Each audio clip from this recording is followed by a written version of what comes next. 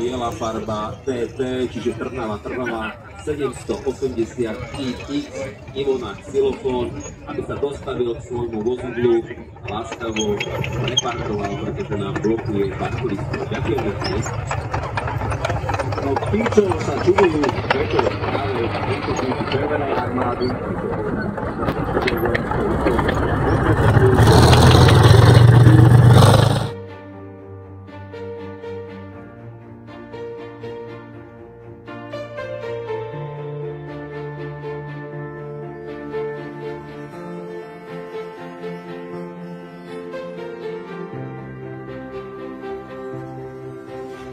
do jedného bodu tam preloviť obrannú línu protivníka, priniknúť čo najhlbšie do jeho obrany, ideálne dostať sa mu do tyla. No a takto sa stávalo často, že ustupujúce nemecké jednotky narážali na sovietské alebo americké jednotky už vo svojom tyle. Tak zvykali historického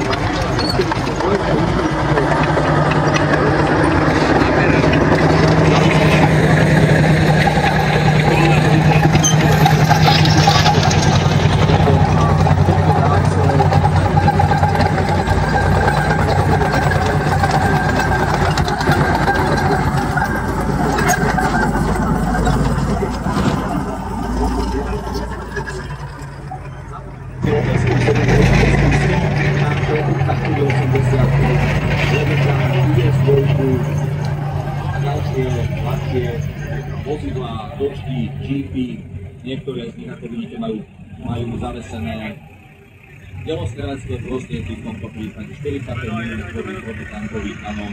Takže túto pasáž môžeme lietadlo a zároveň musím upozorniť, že opäť je dron, ktorý nepatrí vojakom, ozbrojeným silám, takže poprosím majiteľ toho dronu, aby samozrejme okamžite odtiaľ odišiel, pretože o chvíľočku tu máme letecký útok a ten dron by skutočne spôsobiť problémy.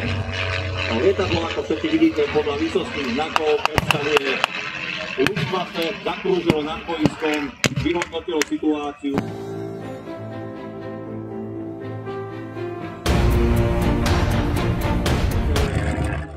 Toto obrneného vozidla RTKS 222, ktoré sa pomaličke presúva za obrneným transportérom a zabojitými dielami.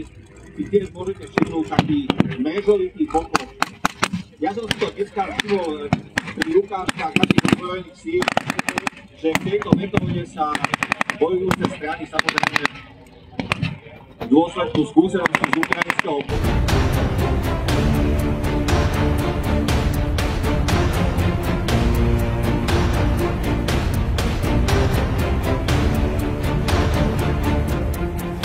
stiahol z boja.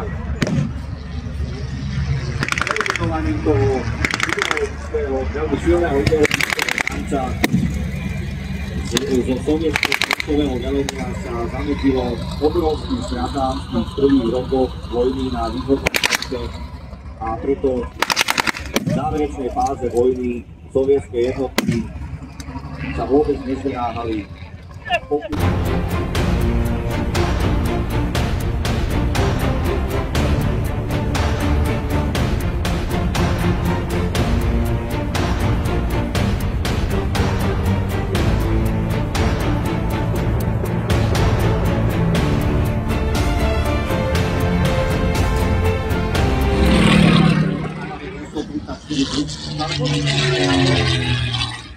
Pretože Sovieti sa rozhodli nasadiť proti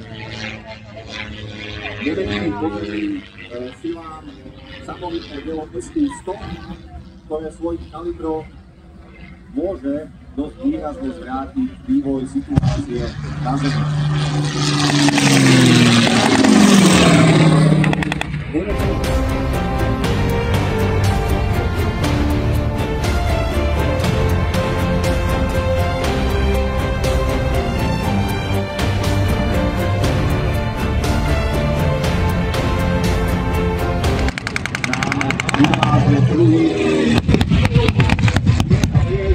Na modrém poklade to môže byť len United States.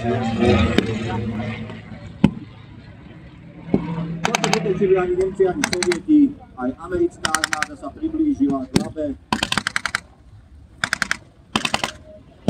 A kde sú lietadlá, tam bude niekde na blízku aj pechota a obrnené jednotky.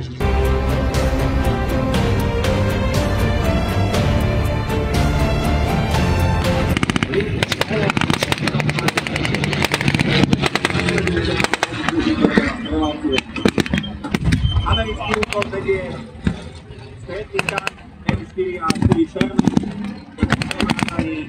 obrenými vodnými 8 Gayhouse. Hlavná výzbroj Shermana je samozrejme spojená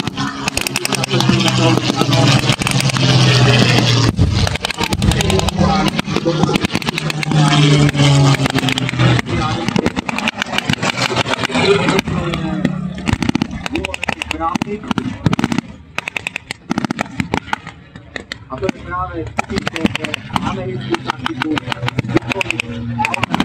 veľmi poučnú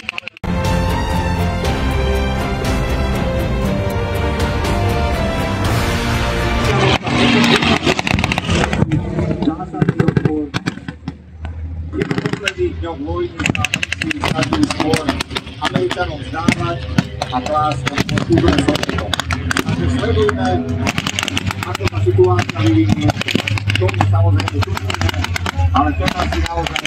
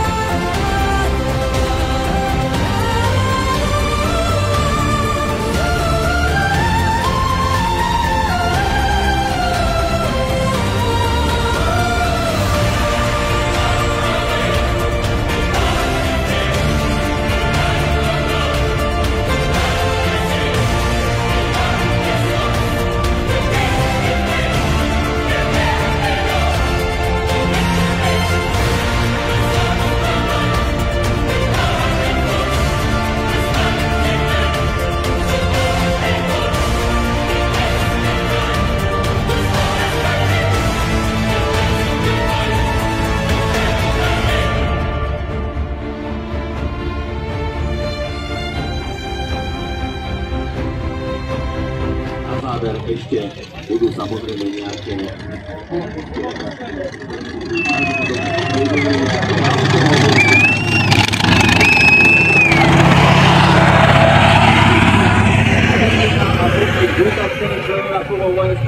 ešte nás vekľujú, mávajte, tlieskajte a komu sa málilo, všetkých účastníkov a techniku môžete vidieť vo vojenských táboroch a pripomínam, že ešte o 15. hodine bude jedna otázka čiste len omenených vozidiel, pokiaľ má dobré informácie, väčšinou v druhej svetovej vojne,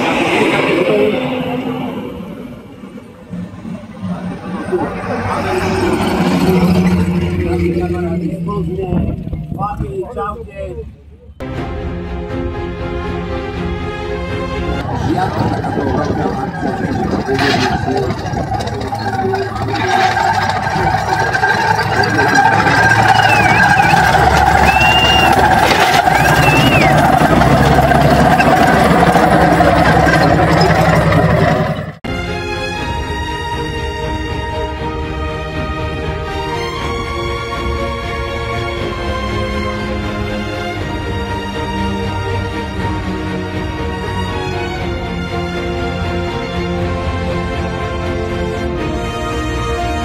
dúfajme, v tej popoludňajšej dynamickej ukážke, keď si to pozrieme zblízka aj s ďalšími informáciami, pretože IS-2 síce v malom množstve iba raz, ale predsa len sme mali nasadené aj na území Slovenska.